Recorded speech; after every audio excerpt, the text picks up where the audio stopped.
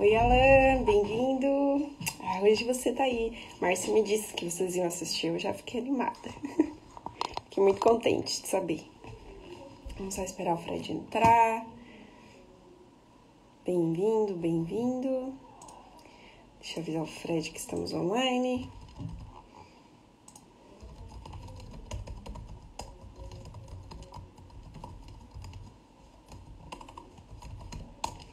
Certo, gente. Essa é uma live que, olha,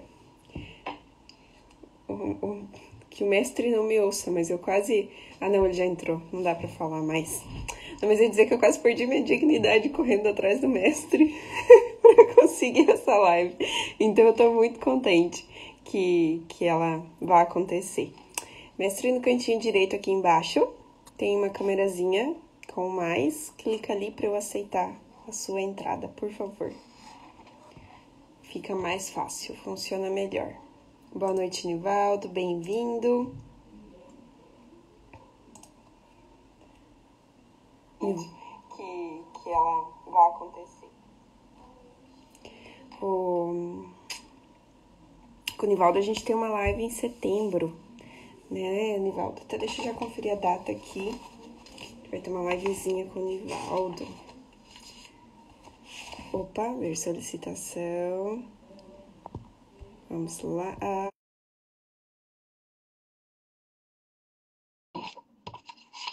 Já vai aceitar ali, já vai aparecer em setembro, dia 14, Nivaldo. Dia 14 temos live com o Nivaldo e vai ser um show. Bem-vindo, Santiago. Boa noite, mestre. Boa noite. Ai, até que Beleza? consegui te capturar para uma live, homem. Rapaz, essa vida é corrida demais. É trabalho, é filha, É casamento, é escola, não sei o quê. mel. Na verdade, esse é o problema, é a agenda, não tem agenda. As coisas vão acontecendo, assim, sabe? Vai vindo. Então, de repente, amanhã, outra coisa amanhã, então, assim, dificilmente a agenda é antecipada, né? Não tem previsibilidade. Mas, Continua dando aula na federal? não. Eu dava aula na Universidade Católica, né? Ah, é verdade, desculpa. Fiz mestrado no UNB, mas eu dava aula na Universidade Católica. Eu saí Olha só. de lá. Então tá, eu vou fazer uma introduçãozinha rápida, tá bom? Assim, de praxe, faço sobre mim e depois o palco é seu, tá? Quem não me conhece ainda, eu sou Kelly Michels, eu sou arquiteta, venho me especializando aí já há algum tempo em estruturas em bambu. E hoje eu tenho a grande honra, a grande alegria de bater um papo com o mestre Frederico Rosalino, que me inspira e também é uma das minhas grandes fontes de estudo, de conhecimento. Então, eu não preciso falar muito mais. O palco é seu, por favor, se apresenta. Conta um pouquinho de ti, para quem não conhece ainda, o que é difícil, né? Mas quem não conhece ainda, saber um pouco mais. Bom, aí eu fico até sem graça, viu, Michele? Kelly Micheles, né? Kelly Michels, já não, né? É tipo bioengenharia, né? É Michels. É, Me chama de Michele, mas é Michels. bom, é um prazer, viu? Agradeço aí o convite. Peço desculpa ter demorado tanto, né? Mas aqui realmente, assim, tem muitos afazeres aqui, inclusive família, né? Claro. Tenho três para cuidar, mais 5 cachorros, e a casa e coisa e tal, e mais trabalho, e aí fica puxado. Mas enfim, sou engenheiro civil, né? Já há bastante tempo. Estudo bambu desde 2004, mais ou menos, que eu comecei a estudar. E meu interesse em relação ao bambu foi porque eu fiz um trabalho em 2005, logo quando o Lula estava investindo muito na reforma agrária, né, na questão da agricultura familiar, e eu fui convidado para participar de um projeto de recuperação dos assentamentos de reforma agrária. E esse projeto era um projeto piloto, onde atuava em várias áreas, né? Desde a parte de infraestrutura dos assentamentos, escola, creche, posto de saúde, assistência rural, plantio, eletrificação, água, saneamento, né, em geral. Então, assim, eu ficava responsável pela parte de infraestrutura. Então, rodei 10 estados durante 3 anos, e aí, observando, né, a dificuldade que tinha o assentado de conseguir matéria-prima para construir. E aí eu comecei a pesquisar tecnologias apropriadas, né, o que poderia ser apropriado para cada região. Fui fazendo tipo um mapeamento. Aqui na região do Maranhão é isso, isso, isso. Aqui eu fui mapeando. E aí, na pesquisa, vi que tinha a história do bambu já começando lá na Colômbia, né? E aí eu fui na Celina primeiro. Fui lá fazer um curso em 2005 com a Celina, lá na Ibiu Bambu. E ali eu tive um primeiro contato, e foi bem legal. Já voltei para Brasília já na pilha, completamente pilhado, né? E comecei a construir com os amigos, chamando os amigos para me ajudar, né? Fazer as coisas. E logo fui para a Colômbia também, fiquei um mês lá, fiz um curso e fiquei rodando, visitando obras também. Na época que tinha poucas coisas, né? As obras que tinham basicamente eram obras do Simão Vélez, e algumas coisas pequenas e muita coisa mais vernacular mesmo, mais colonial. Então, muito barrareque, já tinha algumas coisinhas. E aí voltei para Brasília de novo, pilhado, e as coisas foram acontecendo, né? Assim, eu tive uma sorte de não ter, como diz, não depender tanto do dinheiro, eu não tinha filho, né? Podia morar com os meus pais se eu precisasse, né? E tinha um backup com os meus pais se eu precisasse, né? Então, isso eu falava até para meus alunos, falei, cara, se você tem um backup dos seus pais, aí você tem mais possibilidade de você investir no seu sonho, porque quando você tem um monte de conta para pagar, né, aquela coisa começa a apertar, você entra num turbilhão e você não consegue pensar. Né? Então, assim, ter um monte de conta para pagar e querer correr atrás dos seus sonhos se torna mais difícil. Lógico que sempre é possível, mas se torna mais difícil. Então, eu tive essa possibilidade e caí de cara mesmo. Vendi patrimônio para investir em máquina, né?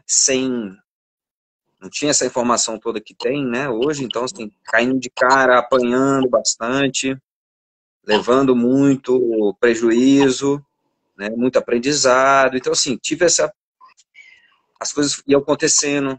Quando eu estava começando a desistir, aparecia alguém querendo construir. Então, assim, foi meio que sorte mesmo, né? Sorte, né? Também, lógico, não vou tirar meu mérito, né? Também tive persistência. Paciência do tempo, persistência, determinação. Persistência. E muita paixão, né? Muita paixão. Igual, assim, eu digo assim, quando você tem muita paixão, você faz aquilo naturalmente, né? Tipo, às vezes eu vejo as pessoas, pô, larguei tudo e fui morar na roça. Pô, então você não largou tudo, porque, né, se você largou é porque não era tudo. Uhum. Então, assim, quando você tem um objetivo, uma paixão, a coisa flui, não tem... E o perrengue que você passa faz parte do processo, faz parte do amadurecimento. E, assim, e aí aconteceu muitas coisas legais, né? Quando você começou esse trabalho ali com os assentamentos, quanto tempo de engenheiros você já tinha? Eu tinha... Então, eu comecei minha vida profissional trabalhando... na verdade, eu comecei fazendo reforma nos ministérios aqui em Brasília, numa empresa, né? Uhum. E também construindo um prédio, eu fazia as duas coisas ao mesmo tempo. Comecei a ficar maluco. Comecei a ficar doido. Falei, não é possível que isso aqui é engenharia. Não tô gostando dessa brincadeira, não. Não é minha praia. E aí falei, cara, até que rolou um episódio, caiu um vidro de um ministério lá de cima, explodiu o vidro e arranhou o carro de um cidadão. E esse cidadão ficou me ameaçando. E eu falo, não, o dono da empresa vai pagar, não se preocupe. E o dono da empresa não pagava, e eu naquele turbilhão cheio de... né, eu comecei a ficar doido, eu falei, não, não quero isso. Aí fui para Itacaré, comprei uma prancha, gostava de surfar, peguei uma prancha e fui para lá. Aí voltei, né, e comecei a trabalhar com PCH. Então, eu trabalho com PCH é Pequenas Centrais Hidrelétricas. Ok. Uhum. Então, o PCH, ele é multidisciplinar, né? Então, você trabalha desde a parte de meio ambiente, estudos, inventários, florestais, tudo, parte de detalhamento, né? Foi onde eu aprendi muito a parte de projeto, detalhe, né? O tanto que é importante você pensar nos detalhes das ligações, no caso do bambu, nas ligações, no encaixe disso com aquilo, como que você vai fechar aquele negocinho. E para isso você precisa de tempo, né? Tempo. Detalhe é tempo e é custo de projeto. Então já, né, colocando isso aí. Então eu aprendi muita coisa, geotecnia, e fui aprendendo, aí engenharia linda. Só que aí eu fui ver um desvio de um rio. Estou saindo um pouco do bambu aqui, mas fui ver um desvio. Quando você constrói a barragem, você desvia o rio. Uhum. E aí tem um dia que você fecha aquele desvio para encher o reservatório. E quando esse reservatório enche, enquanto ele está enchendo, a vazão ela fica mínima, fica um filete no rio. E era um rio, eu fui lá ver esse momento, e era um rio muito caudaloso no Mato Grosso, lá em Guarantã do Norte, lá no norte do Mato Grosso. E quando eu vi aquele rio morto, né? Foi quando eu despertei assim, sabe? Eu falei, cara, não necessariamente, acho que o PCH é um empreendimento legal, melhor do que as grandes, coisa e tal, energia descentralizada e tudo. Mas eu percebi que eu fiquei muito sensível com o ambiente, né, a natureza ali sofrendo, sabe? E a partir daí Te afetou. Aquilo te afetou. E aí quando apareceu o bambu na minha vida, a coisa meio que, Foi a né, resposta. foi aquela coisa de você buscar um salvador, né? Tem gente que vai buscar Jesus, outro vai buscar Maomé, outro Buda, tem uns que vai buscar o bambu, É, porque é uma espécie de salvador, né? para mim é. Para mim com certeza é. Hoje o bambu É, ele é o que me motiva. Eu tenho 2 filhos, mas ainda assim o bambu é o que me dá uma esperança. Os filhos me dão a necessidade, a demanda, e o bambu é o que me dá a esperança. com Mas certeza.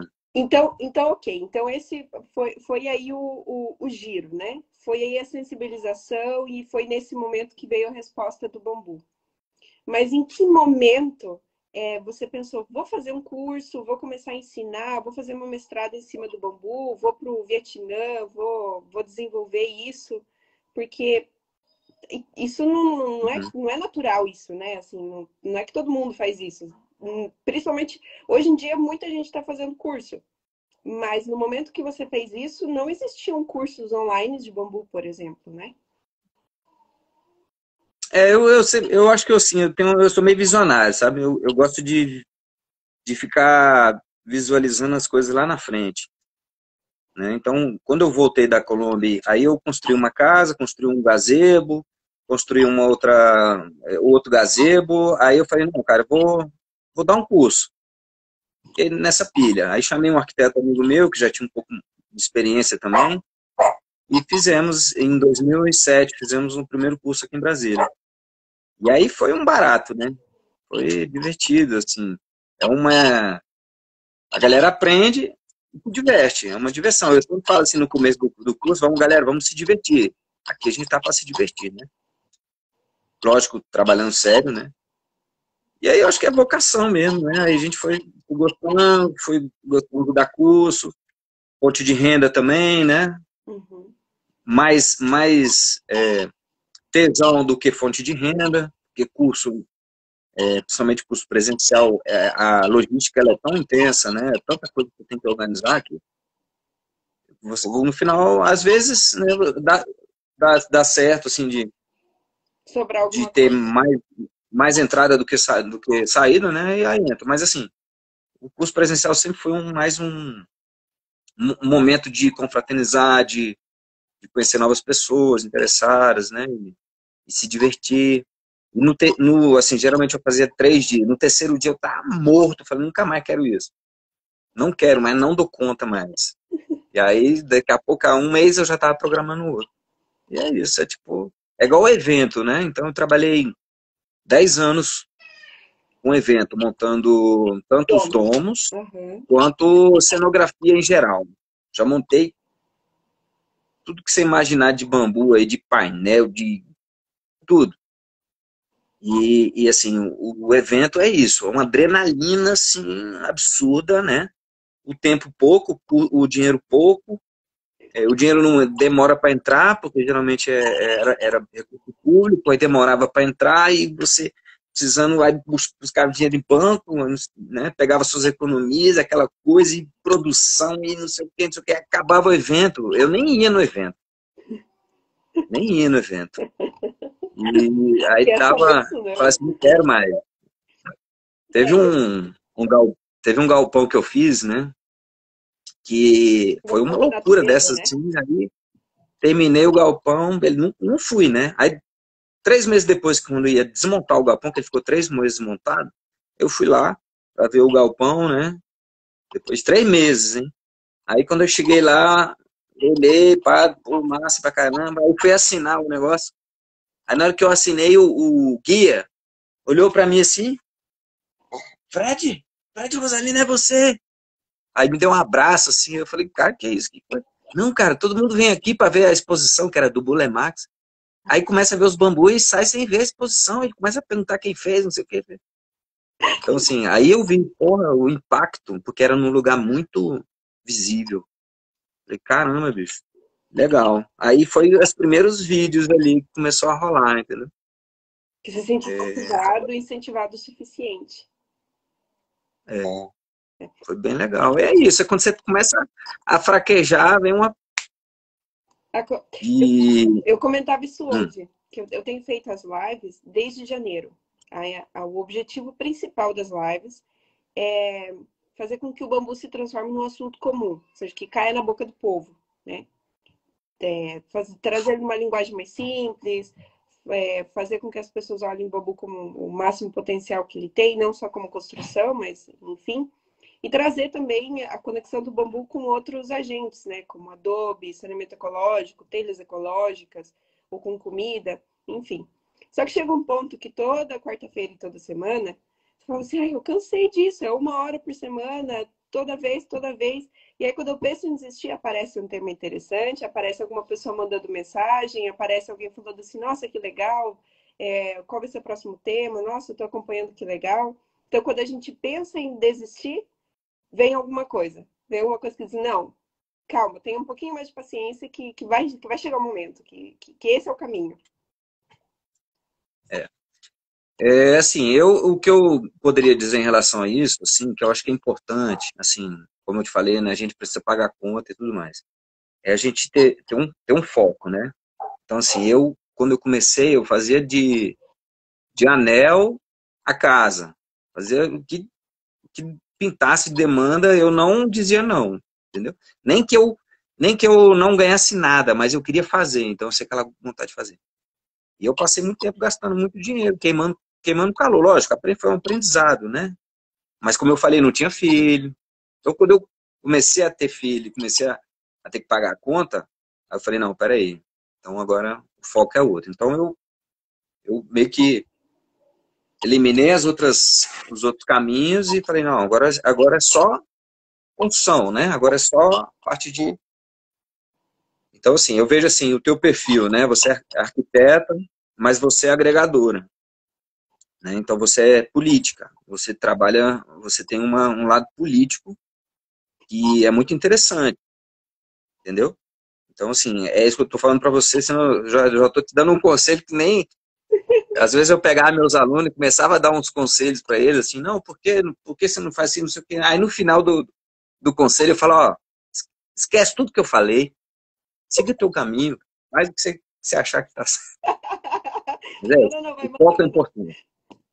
Porque muita gente acaba desistindo mesmo, entendeu? Porque, assim, o dinheiro é uma motivação também, né? O dinheiro. Então, é importante a gente visar o retorno financeiro, né? Por isso que agora o meu foco agora de pesquisa é viabilizar o custo. Eu tenho um lado de pesquisa mais na parte de cálculo estrutural, mas simplificação para a viabilização. Então, assim, como que eu viabilizo um negócio de bambu? O que eu tenho que pensar, né? Por que caminho que eu vou? Porque, assim, ele te abre muitos caminhos, né? Aí você, não, eu quero fazer estruturas com feixe de ripa, estruturas Bali. Falei, tá, mas primeira coisa é o seguinte, tem que saber que Bali, a mão de obra é barata e o bambu é abundante. Então dá para replicar aqui, você vai ter clientes cheios da prata, né, cheio da grana para poder pagar. Então vamos simplificar, né? Vamos tentar trabalhar com bambus de maior porte, onde um bambu só já resolve, né? Eu vi você falando esses dias também. Então, assim, simplificar para poder avançar. Porque se não simplificar, acaba muita gente não conseguindo viabilizar o negócio e as coisas não vão avançando. Uhum. Né? Então, eu falo assim, aqui em Brasília, tem alguns grandes bambuzeiros da pesada, como eu digo, né? Mas você não tem mão de obra de carpintaria, assim, que você fala assim, me indica um carpinteiro. Não tem, não tem. Você tem que pegar um carpinteiro e capacitar ele. Entendeu? Então, assim, simplificar, trazer essa visão do pilar viga. Lógico, você tem várias situações, como essa que eu fiz aqui, experimentando tudóides e tudo, mas, entendendo? Então, eu estou indo um pouco nessa linha aí. Inclusive, a sua tese de mestrado foi bastante estudada e baseada em cima de feixes, né? Você foi ao Vietnã, fotografou, viu alguns métodos de imunização que eles têm lá. E eu lembro de ter visto na tua tese, assim, exemplos de feixes usando o bambu do tudóides, que pelo menos aqui no sul do Brasil é um bambu que tem, assim, que a gente não sabe o que fazer com tanto tudóide. O tudóide, inclusive, quando eu estava começando para decorar, o tudóide que tinha em todo lugar, né? Tudo boa. E o Filostax, que como ele era um alastrante, que a galera era o filho da puta, Filostax. Associação, né? Mas então, assim, porque acontece, eu via o tudóide e o pessoal não usava para estrutura, e eu sempre com aquilo na cabeça, né, cara, falei, cara, eu vou pesquisar. Aí fui pesquisar e fiz os ensaios, vi que ele era muito resistente, é o mais resistente dos bambus aqui que a gente tem disponível. E aí eu vi que no Vietnã eles estavam usando algo que poderia se adaptar, né? Poderia ser adaptado ao outdoors e fui lá. E aí, assim, eles usam outro bambu, um bambu, inclusive, espetacular, que eu soube que o Vitor Hugo Vitor Massal, né, tem uma muda, já falei para ele replicar essa muda, e a Celina também, que é o Tissostax siamensis. São duas espécies, Tissostax siamensis e Tissostax olivieri. São bambus que chegam até 7 de diâmetro e são praticamente maciços. Uhum. O pessoal fala muito, o bambu Dendrocarpus strictus, que é maciço, né? Porque não conhece o Tissostax. E é um bambu que ele certamente se adaptaria muito bem aqui ao nosso clima. Porque eu vi ele espalhado no Vietnã, Camboja, Laos, Tailândia, todinha tinha esse bambu. E aí fui lá estudar e trazer, né? Aí na dissertação eu calculei uma estrutura usando tudóides de feixe. Então, assim, mas cheguei à conclusão que é uma estrutura cara, entendeu? Possível, E, assim, porém lógico, cara. possível, porém cara. Até 15 metros de vão livre dá para trabalhar tranquilo, assim, sem ter que poluir demais, né? Porque você vai juntando os feixes, né? Uhum. Então, 15 metros de vão é tranquilo, mas, assim, é caro, uma estrutura cara. Você tem que montar uma estrutura, né? Sim, Tem que montar um galpão, você tem que... tem dinheiro, né? sim. Então, assim, Eu tive uma experiência com feixe de tudóide, que é no Biochalé. A gente tinha um vão de 7 metros para vencer. E aí a gente fez um feixe com 6 varas, seis varas de tudóides, amarrou, passou barro roscado, amarrou também. E funciona muito bem, porém canta muito. Então, esse cantar, quando venta, por exemplo, assim, que dá aquela mexida na estrutura e o feixe começa a cantar, não tem quem não se assuste. Então, assim, teve um temporal na cidade que arrancou tudo quanto é tipo de telhado, menos o telhado daquela casa. Mas o telhado cantou, então assustou muito. É, tem uns cantores muito ruins por aí, né? Como diz. Assim, era trilha sonora de filme de suspense, então eles não gostaram muito dessa trilha sonora. Entendi. Ou assim, nesse caso aí, é o atrito, né, entre eles, né? Uhum. Seria isso? É, sim, assim, porque são várias pertinho, então se mexer milímetros ele já vai cantar, né? Ele já vai ter Sim. uma sonoridade. É, isso aí é uma experiência que você adquiriu, né? É, Assim, se você enrijecesse mais ele, colocasse mais varas e interligasse mais entre eles, possivelmente isso não ia acontecer, entendeu? Porque vai aumentando a rigidez. cantaria menos. Não, chega uma hora que não vai cantar mais. Acabou. Aí você, né? Acaba a pilha. É, acabou. Mas assim, é um bambu muito legal, muito resistente, ele não racha. Aqui em Brasília a gente tem aqui no Cerrado, né, no Centro-Oeste, a gente tem uma variação de umidade muito grande e que se você demole, o bambu racha. Inclusive os bambus filostax, eu nem uso ele para construções permanentes aqui muito, porque racham muito e eles racham de fora a fora, então às vezes é meio chato, né? Então assim, dos que a gente tem disponível, o Asper e o Tudoides racham menos, né? Uhum. Mas é isso, o Tudoides você precisa de ir construindo feixe, né? Então, quanto mais... E às vezes, assim, para você processar uma peça de tudoide, vai dar um pouco menos de trabalho do que você processar uma peça de aspe.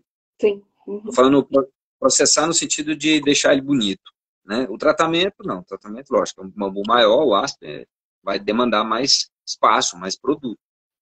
Mas também um aspe, ele é fantástico, né? Porque Ah, é. você precisa de 5, 6 tudóides para você fazer um aspe.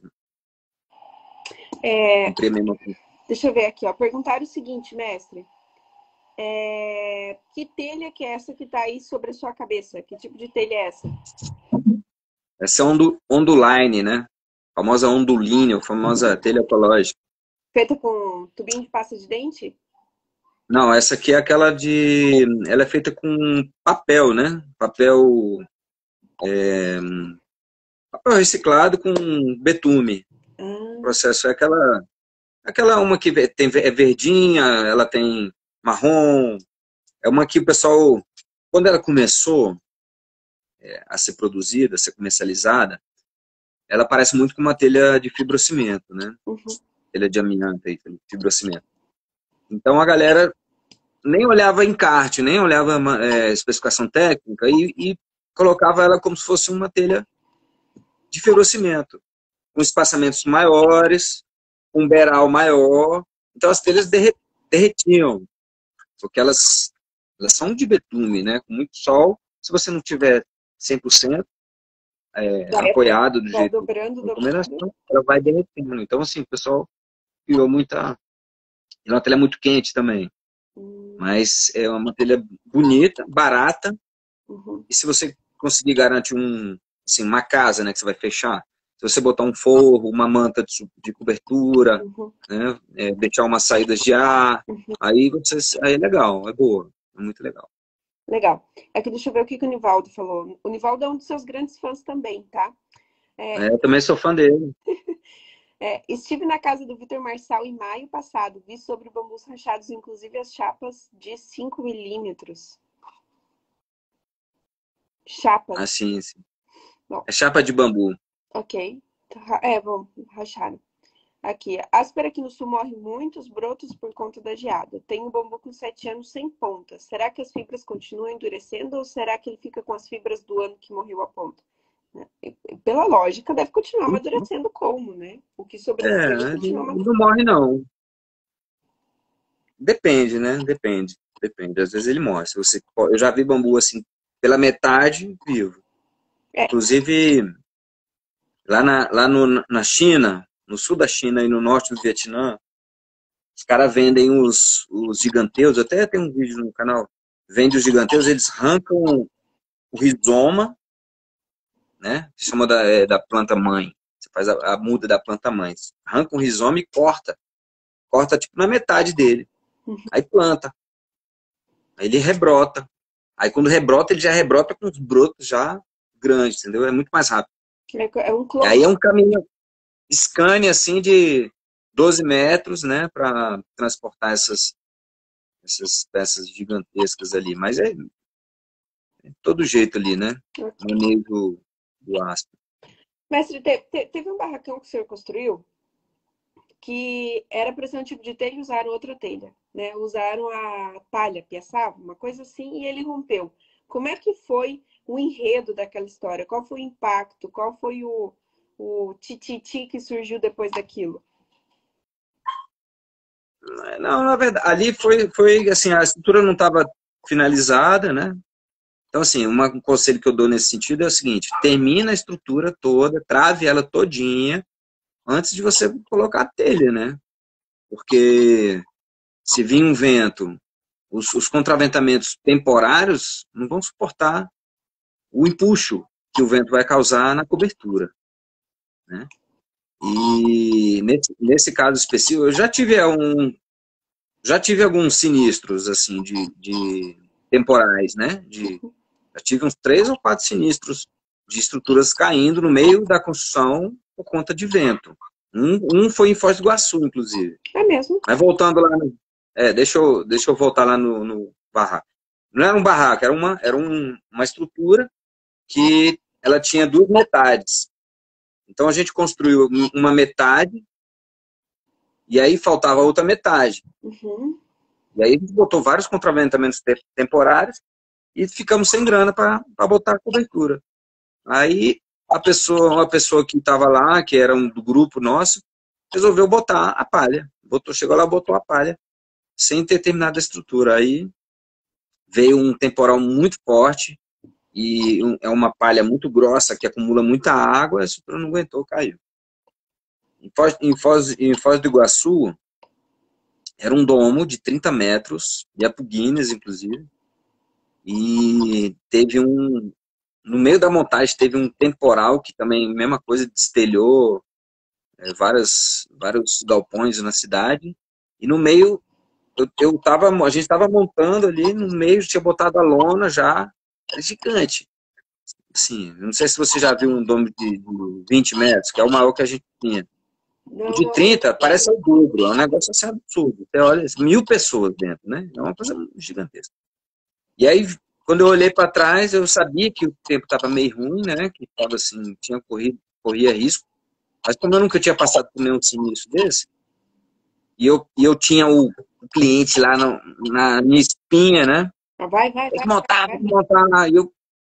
Aí, cara, veio aquele vento, assim, eu vi, eu falei, galera, segura esse negócio, pelo amor de Deus. Aí começamos a bater estaca no chão e amarrando corda. Imagina uma caça a Moby Dick, tipo aquilo. E veio temporal, parecia uma água-viva gigante. Teve gente que, tipo, quase voou junto comigo. Nossa, foi uma coisa de louco. Aí eu, assim, a partir desse dia, eu refiz o meu contrato, né? E assinei o canal Clima Tempo, assinei como assinante mesmo, então eu tinha informações, né?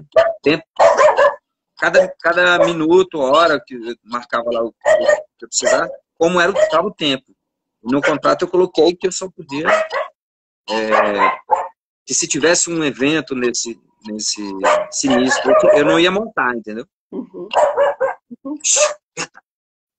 E aí, assim, infelizmente perdi o equipamento, né? Tomei um preju, mas faz parte, né?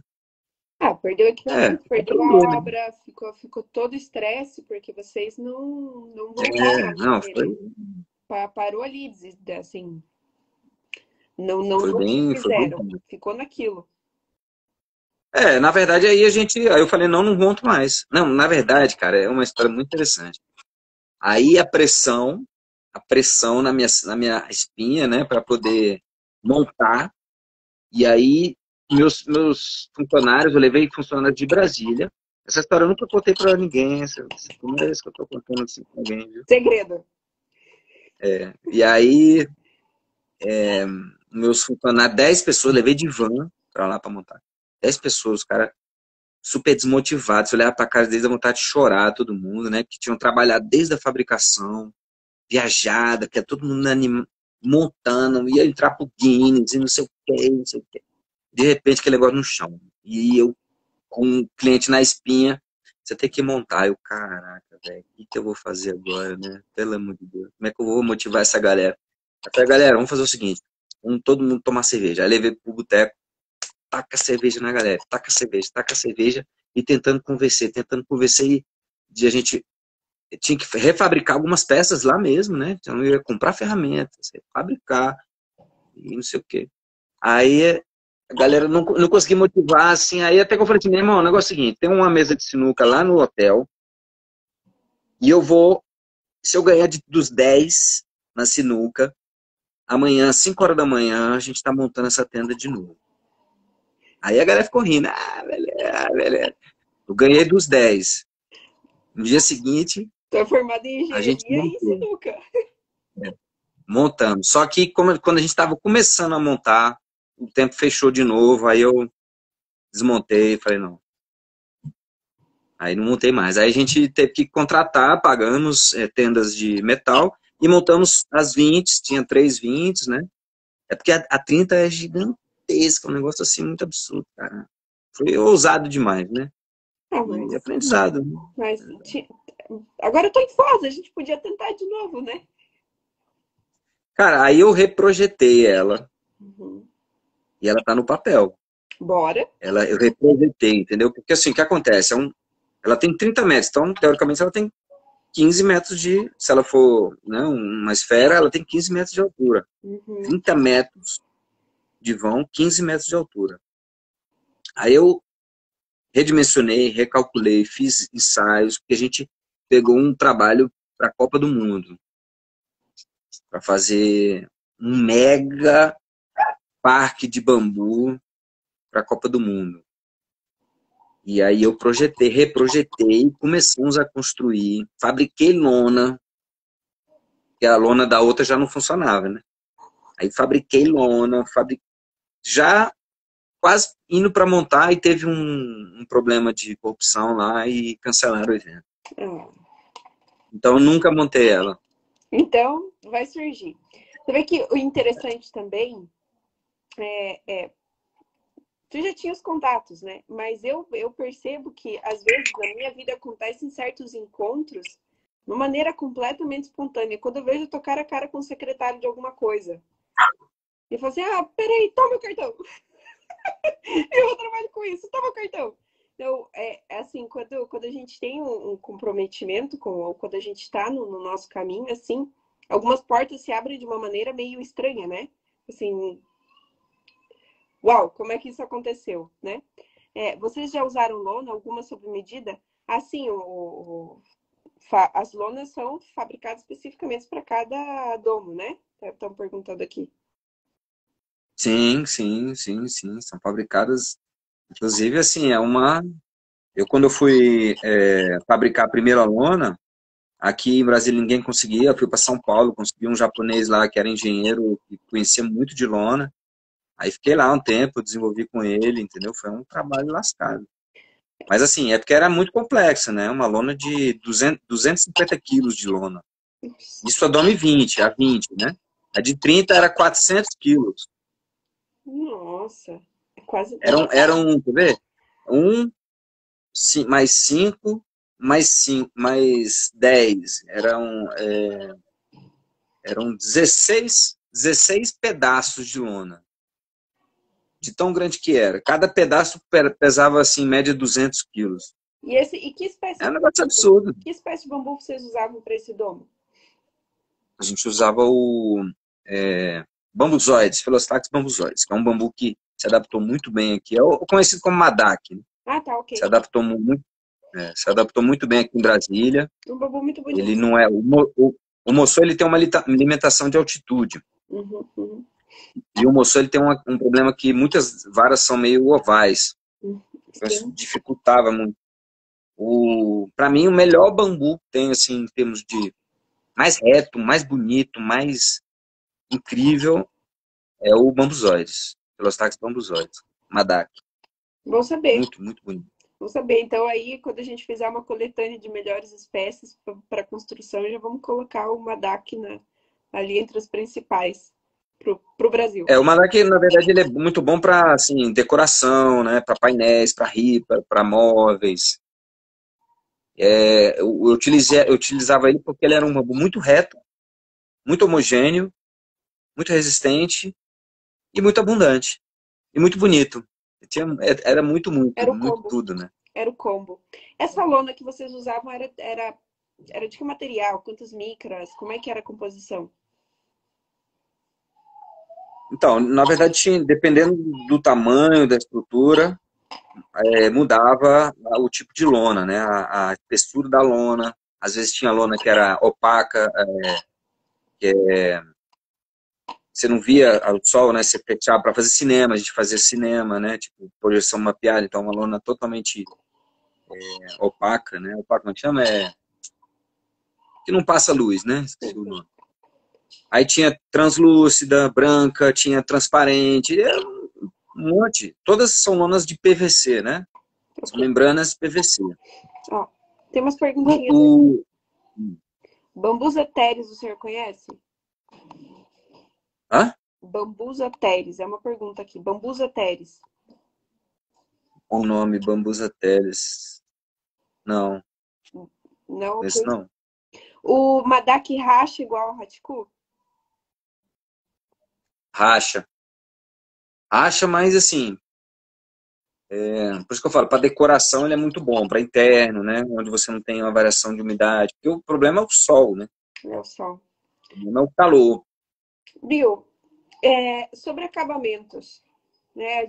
Eu vi aí alguns vídeos, algumas pessoas comentando sobre o uso da resina de mamona, que seria mais resistente ao sol. No entanto, numa conversa com o Nivaldo, ele falou que ele não recomenda porque vai descamando. O vernizes ele suporta ambientes externos? Por exemplo, eu vou fazer um pergolado. Não vai ser um pergolado que vai ter cobertura. Ele vai pegar sol, vai pegar chuva. Como é que eu prolongo esse tempo? Qual acabamento eu utilizo? Na verdade, assim, o que vai acontecer é se seu cliente está disposto a, uma vez por ano, dar uma demão de stem, né? Aí você vai ter que usar o melhor stem que tiver. Proteção UVA, UVB, Uhum. e provavelmente tem que fazer essa manutenção sempre antes das chuvas, né? Fazer uma boa manutenção para proteger da chuva. E essa diferença de molha, né? Mesmo sendo superficial, porque ele esfria, aí vem o sol, esquenta, então ele vai rachar, vai entrar água dentro, vai apodrecer por dentro. Uhum. Então, assim, eu já vi peças do Asper, por exemplo, com 10 anos no tempo. E, assim, ainda dá para usar. Lógico que ele já está completamente oxidado, né, cinzentado ali. Mas você pode, por exemplo, lixar ele, aplicar um stain com uma coloração, que aí você meio que mascara aquela... Eu maquiei ele. Mas é isso, eu acho que eu não faço estrutura para cliente se não for coberto. Eu não faço porque, primeiro, porque eu sei que as pessoas têm dificuldade de fazer manutenção. Segundo, porque eu gosto de ver a coisa durar, né? Sim, sim. É. É. Você vai fazer um investimento, vai fazer um esforço, para daqui a pouco tá se acabando. É. Mas às vezes aí a gente entra naquele primeiro assunto, lá do comecinho da conversa, né? Você precisa viabilizar economicamente. Às vezes o que você vai ter que fazer vai ser um pergolado pelado mesmo, porque é o que o cliente diz, sim, eu Sim. vou fazer a manutenção, eu vou fazer, e aí você meio que se obriga a fazer, né? Perguntaram aqui de um evento que acontecerá em Itacaré. Eu não sei do que se trata. Onde é que você anda enfiado? Ah, não, vou dar uma oficina lá. Vou dar uma oficina lá em novembro. Ai, que legal. Uma oficina que vai ser tipo uma imersão. Uhum. A gente vai falar sobre espécies, plantio, manejo. Depois vai ter uma de móveis, né? Vou fazer. Eu não sou especialista em móvel, mas eu sei fazer umas coisinhas. Aí, assim, para aproveitar a minha ida, né? Uhum. Nós vamos fazer uma cama, eu já fiz aqui. Eu sei fazer, né? Eu só não faço. Uhum. E também vamos fazer uma de construção, né? Então eu vou dar uma geração, vou ficar uma semana lá direto, dando essa oficina, lá em Serra Grande, na Bahia. Olha, que legal. Isso é bem legal, tô bem animado. Viu? Eu quero falar sobre telhados com bambu. Porque eu vi que você postou um vídeo, que vocês fizeram um experimento. E eu lembro, eu sei que na Indonésia se utiliza muito as telhas feitas com bambu, né? Até acredito que tinha um outro vídeo teu, ou de alguém aí eu andei assistindo, que eles fazem com as esterilhas cortadas e intercaladas com alguma manta. Essa manta, que manta que é? Você chegou a conhecer? Eu vi várias situações diferentes, né? Várias situações. A, a manta, né, é o que você tiver que for impermeável e que resista a um pino, Uhum, porque geralmente se usa pinador. uhum, uhum. Você conhece pinador pneumático, né? Que tem tipo um preguinho, pá. Então, é uma manta que ela não vai furar quando você aplicar, porque você tem uma esteira embaixo, você tem essa manta que tem a função de impermeabilização, né? E Uhum. você tem a outra esteira por cima que eu chamo de manta de esteira de sacrifício, cobertura de sacrifício, porque ela você vai ter que trocar E esse com o trocar tempo, quanto né? tempo? 10 anos? Então, assim, eu já fiz alguns testes, 5 anos, Sim. tá? Agora, sim, sem nenhum tratamento. Se você trata, por exemplo, no autoclave, aí ela vai, assim, com CCA, ela vai durar muito mais, ou com CCB, né? O ideal seria um CCB. Aí duraria aí uns 20 anos tranquilo. É. A Se gente você impregna com óleo, então, assim, eu até falei com a Kemi, né? A Kemi, professora lá da UFPA, da arquitetura, para fazer uns testes com alguns óleos, né? Fazer vários testes. Pegar uma esteira de aço, várias esteiras e fazer vários copos de prova e deixar ali no tempo.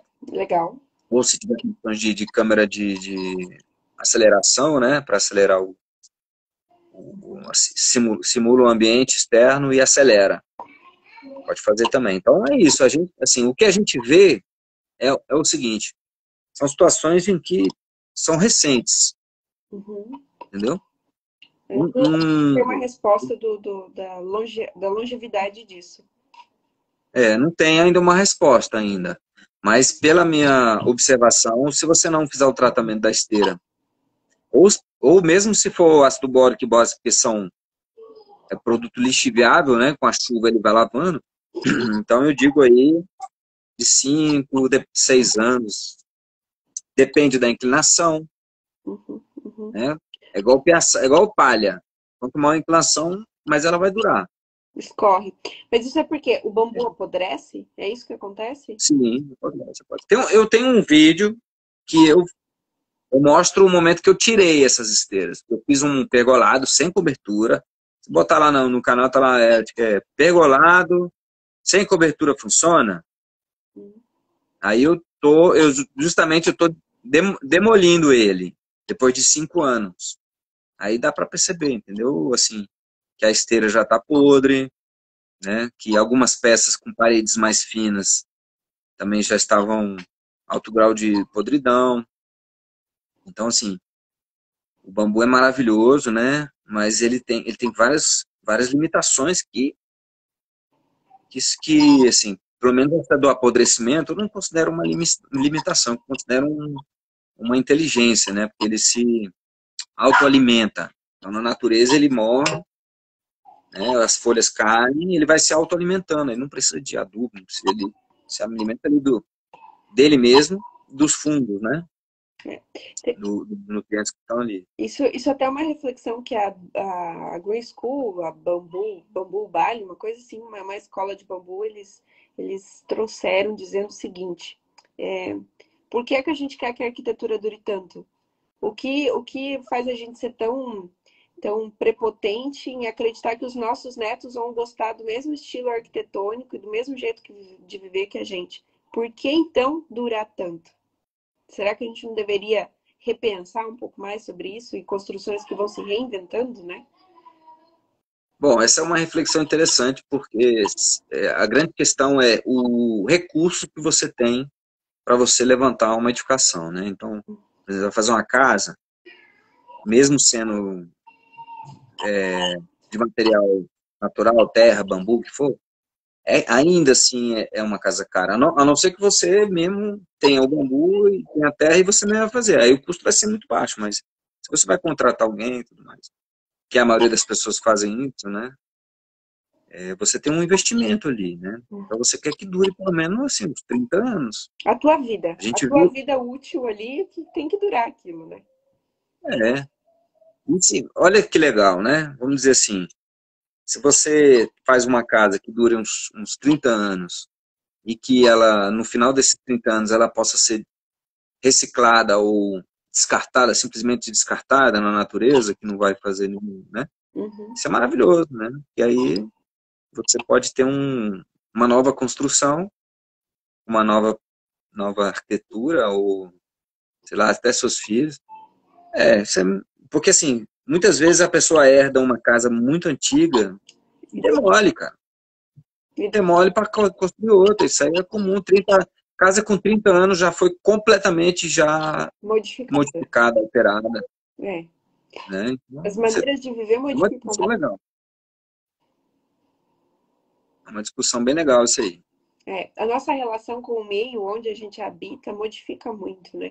Eu, antes de começar com a arquitetura com bambu, eu era uma arquiteta safada que fazia arquitetura convencional, né? E quando eu fazia os projetos de interiores e colocava 10, 20 tomadas no ambiente, o cliente ficava louco. Eu falava assim, mas veja bem da tua infância para hoje, o tanto de demanda que aumentou. Quantas tomadas você precisava há 20 anos atrás e quantas tomadas você precisa hoje, né? Que não precisava, você, com uma tomada, você alimentava uma casa inteira, eu nem precisava, né? E hoje em dia, não é, você pode colocar 10 tomadas na mesma bancada e ainda vai faltar. Pronto. Tudo mudou, né? Tudo mudou. E muda muito rápido, e a tendência é só aumentar, né? Com certeza, com certeza. E a gente está num momento aí que realmente as coisas estão mudando muito rápido, né? Falou que do investimento que a gente faz na casa, né? Os recursos que a gente tem. Eu fiz uma live com a Vidaia, ela é uma quase técnica de edificações, mas ela constrói o trabalho dela é com acabamentos com terra. Muito lindo o trabalho dela. Mas ela também trouxe uma reflexão maravilhosa. Ela diz assim: quando foi que a gente desaprendeu a construir? Porque isso era uma coisa que acompanhava a gente o tempo todo, né? Assim, os nossos antepassados todos sabiam construir. Porque o habitar era uma coisa óbvia. Todo mundo precisa habitar, como precisa se alimentar, como precisa dormir. Para dormir precisa de um refúgio, logo todo mundo também sabia construir. Em que momento a gente se desconectou disso e delegou isso por completo para um estranho, em que a gente aceita morar num caixote e ligar o motor para tornar aquele lugar ou fresco ou quente o suficiente para que a gente suporte estar ali dentro, né? E hoje tem uma arquitetura bastante adoecida, ambientes que não são confortáveis, ambientes que deixam a gente tristes, que deixam a gente oprimidos. Então, assim, em que momento a gente se esqueceu disso? No momento em que teve assim, o Brasil ele foi construído, o período colonial todo basicamente uma bioconstrução, né, materiais naturais. E assim, mão de obra escrava, né? Uhum. Então, quando isso foi mudando, quer dizer, ainda eu considero ainda que certa forma, assim, os trabalhadores são muito mal remunerados, né? Continua. A gente precisa melhorar muito a remuneração. Eu falo assim, para mim, às vezes é difícil fazer uma construção, porque eu sei fazer. Eu já fiz, eu sei trabalhar de pedreiro, sei trabalhar de carpinteiro, e eu sei a dificuldade que é a coisa, entendeu? E às vezes eu fico vendo pessoas que estão querendo construir com bioconstrução e tudo mais, e querendo pagar mixaria para os Calunga lá na Chapada, entendeu? Isso é muito comum. Uhum. Então, mas respondendo a sua pergunta, acho que é essa questão de otimizar as construções, né? E otimizar os espaços, e transformar todo mundo mesmo, e criar aqueles apartamentos que tem playground, tem área gourmet, não sei o quê, aí começa a mutuar todo mundo ali. Aí não tem jeito. E é difícil, né, cara? Quando você tem uma tecnologia que foi desenvolvida às custas da queima do Cerrado e da Mata Atlântica, que foi o tijolo furado e o tijolo maciço, né? É muito fácil. O Cerrado foi destruído. Quando assim, as pessoas falam dos biomas, sempre esquecem do Cerrado. O Cerrado, ele é, sem dúvida, assim, o ambiente mais incrível que existe, natural, na minha opinião, né? Sem dúvida, na minha opinião. O Cerrado, ele tem um macro, ele tem várias paisagens maravilhosas, tem várias plantas medicinais maravilhosas.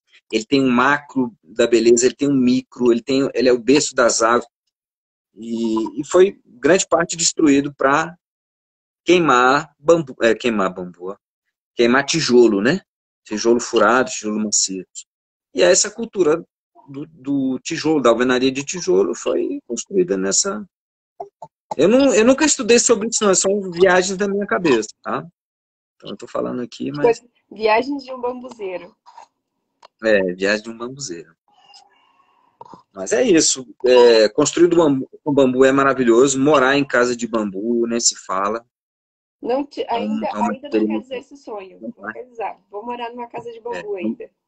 é fantástico, é fantástico. A energia é outra onda, entendeu? Você não tem as quinas, né? É, E das lanças, né? outros materiais tem. Você tem o material que conversa, né? Que cada bambu tem uma textura diferente, tem uma mancha diferente, tem É uma uma cultura. formação.